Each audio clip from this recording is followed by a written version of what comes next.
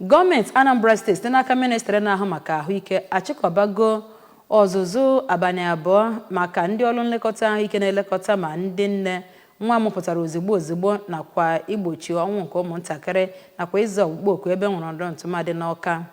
Ya bụ amụma bụ nke bụ ọzụzụ maka ndị ga-azụ ndị ọzọ dọtara ndị ọrụ nlekọta ahụike ọmụmụ sitere na kansụl ime obodo 21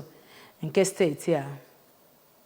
Onye nta akụkọ na-akọrọ ihe gbasara ahụike bụ Chibụzọ Okoye wetara akụkọ a n'uju.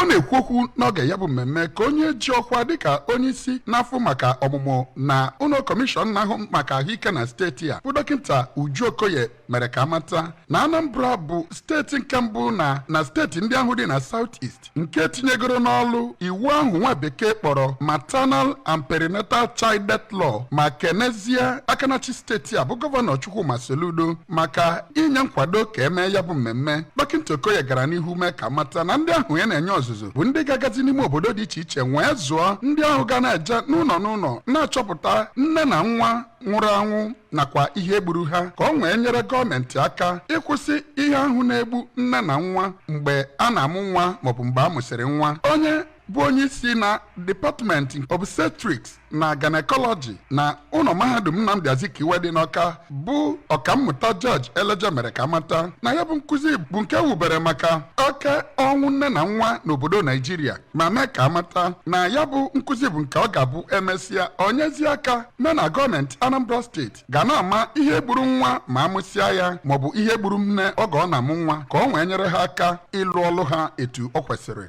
Otu onye na ndị bịara ya bụ mmemme ma bụrụkwa onye ji ọkwa dịka onye isi na-ahụ maka ngalaba ọmụmụ n'okpuru ọchịchị Anambra East Oriakụ Adaeze Lokwu kwere nkwa na ha ga-alụ ọlụ ha ọfụma dịka atụbara anya aka ha. Cheta na ọ ga na-adịghị anya ka Oriakụ Akanachi steeti a bụ na onye Soludo kesara ihe ahụ na-eme ka nne na nwa ghara ịnwụ mgbe a na-amụ nwa nke nwa bekee kpọrọ anti-shock kits nke o kwuru na ọ bụ ihe ya ji kesaa ya bụ ịfụ na ebelatara ọnụọgụ nne na nwa na-anwụ mkpa a na-amụ nwa maọbụ mkpa a mụsịrị nwa na steeti a. Site n'Ọka, aha m bụ Chibụzọ Okoye maka akụkọ ụwa ABS.